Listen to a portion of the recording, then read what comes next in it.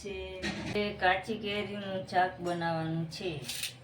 કેરીને ધોઈ નાખી, પછી સાલ ઉતારી નાખી, પછી મોળી નાખી અને આ ગોટલા રહ્યા ને એ કાઢી નાખ્યા અને આવડા આવડા ટુકડા કરી દીધા છે. હવે આને વઘારવાનું છે.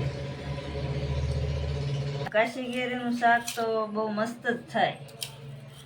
ખાટું મીઠું થાય, નાના બાળકોને ભાવે, મોટાને ભાવે. એમાં આ ઉનાળો છે, એ તો ખાવાની બહુ મજા આવે.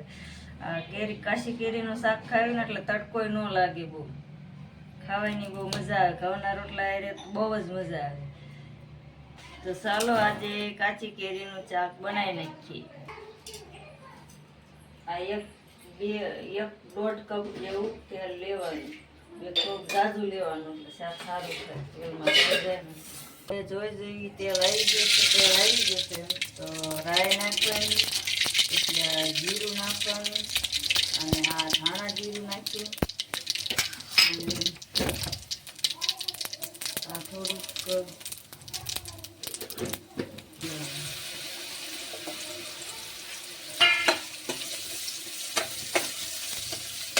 હલાવવાનું. થોડીક વાર બધું મિક્સ થઈ જાય ને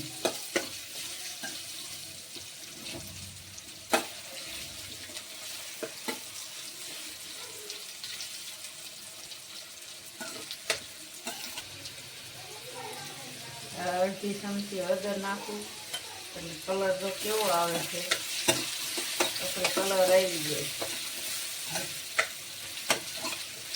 આને બહુ સડતા વાર ન લાગે. કેરીને તેલમાં સડે એટલે અસર ઓછી થઈ જશે થોડીક વારમાં. એ બાફવાની બહુ જરૂરી નહીં. થોડીક વાર તેલમાં સડવા દો ને એટલે અસર થઈ જાય ઓછી. સાલ રવા નહીં દેવી. સાલ હોય ને એટલે ઘટ ન સડે. સાલ ઉતારી નાખો ને એટલે થોડીક વારમાં એકદમ સડી જાય. જોઈ શકો છો સડી ગઈ. આ ખટાશ પ્રમાણે ગોળ નાખવાનું. કોને કેટલું ખાટું ભાવે છે એટલો ગોળ એડ કરી દેવાનો અને પછી ઘડીક હલાવવાનું. 2-3 મિનિટ ચડવા દઈને પછી ગોળ એડ કરવાનો એટલે કાસું ન રહે. પછી ગોળ નાખીને હલાવવાનું થોડુંક. એટલે જોઈજો કેવું શાક કલર આવી ગયો. જોઈ શકો છો. હવે આ ગોળ અસર મિક્સ થઈ ગયો છે. પછી સ્વાદ પ્રમાણે જેટલું મરચું નાખવું હોય એટલું મરચું નાખી દેવાનું. પછી હલાવવાનું. મિત્રો હવે આ શાક કમ્પ્લીટ થઈ ગયું છે. જો એનો કલર કેવો આવી ગયો છે, એકદમ મસ્ત ને લાલ. જોઈ શકો છો. જોવા સડી ગયું છે. જોઈ શકો છો હવે આ શાક કમ્પ્લીટ થઈ ગયું. એમાં થોડાક ધાણા નાખી દેવાના. કેવો શાકનો કલર આવી ગયો મસ્તી.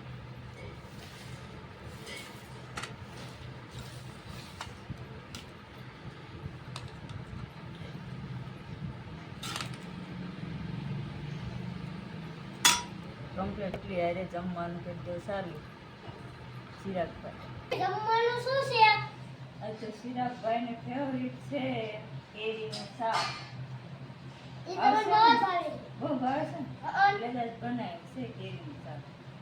કાચી કેરીનું ખાટું મીઠું મસ્તીનું. બે જાવ જમવા.